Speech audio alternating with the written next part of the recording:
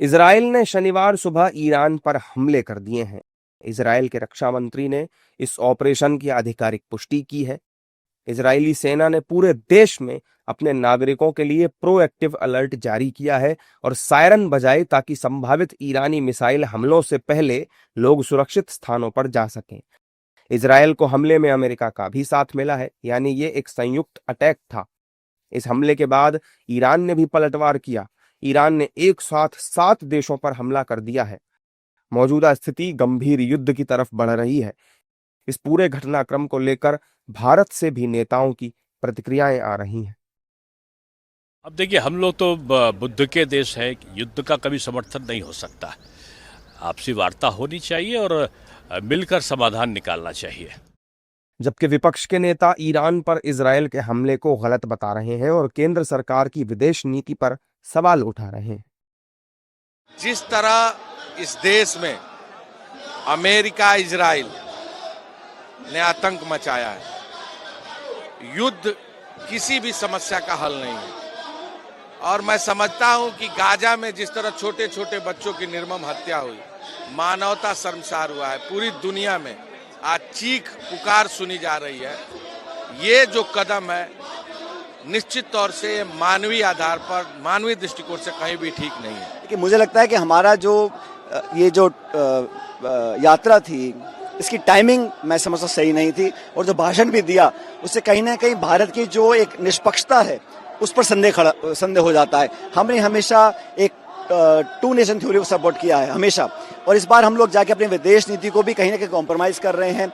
विदेश नीति बनती है राष्ट्र हितों को देखकर, वो व्यक्तिगत छवि बनाने का माध्यम नहीं होता। दुर्भाग्यवश पिछले 11 साल से जो विदेश नीति बनी है वो व्यक्ति आधारित हो गई है, और व्यक्तिगत रिश्तों को लेकर अगर विदेश नीति बनेगी तो देश के हितों को नुकसान होगा। हमने हमेशा कहा कि भारत का हित पहले है, भारत का हित किसी पार्टी किसी नेता से ऊपर है, उसका ध्यान सरकार को रखना पड़ेगा। सरकार ने अपनी इमेज बनाने के लिए, व्यक्तिगत संबंधों को बेहतर बनाने के लिए कई बार भारत की विदेश नीति को कॉम्प्रोमाइज़ किया है। मैं इसका बहुत विरोध करता हूँ। अगर इन मुल्कों के दरमियान कोई मसला है तो बातचीत के ज़रिए सुलझाना चाहिए, और कि कोई ताकत के नशे में आकर मज़लूमों की ज़िंदगी के साथ खेले और मज़लूम का कत्ल आम हो, इसकी हर इंसान मज़म्मत करता है और हमें भी करनी चाहिए। लिहाजा मैं इसकी मज़म्मत करता हूँ और चाहूँगा, अल्लाह ताला से भी दुआ करूँगा, ये जल्द ये मामला हल हो जाए, इन लोगों पर जो आफत आए वो टल जाए और लोग आराम की ज़िंदगी गुजारें। पहले एक्शन पर हमें बात करनी चाहिए, एक्शन ही नहीं हो चाहिए। एक्शन में रिएक्शन होती है, एक्शन में ज़रूर रिएक्शन होता है, लेकिन मैं यही चाहूँगा, मैं उनसे भी गुजारिश, रेस्टोरेंट से काम लें और कोशिश करें कि कोई बातचीत का रास्ता निकल जाए। देखिए, मेरी तमाम दुआएं ईरान के लोगों के साथ है जो आज माह रमज़ान के महीने में एक जो वॉर क्रिमिनल है बीबी नेतन्याहू, उसकी फ्रस्ट्रेशन का शिकार हो गए हैं। उन्होंने आज हमला किया है, और मैं अल्लाह ताला से दुआ करती हूँ कि ईरान को वो ताकत दे, हिम्मत दे, ताकि वो जो इजराइल है उसका डट के मुकाबला ही करे और कामयाबी हासिल करे, और साथ में जो हमारे लोग वहाँ फंसे हुए हैं पूरे मुल्क से, वो सही सलामत अपने घरों को वापस आ जाए। इस बढ़ते तनाव को देखते हुए तेहरान स्थित भारतीय दूतावास ने भी ईरान में रह रहे भारतीय नागरिकों के लिए अलग से एडवाइजरी जारी की है।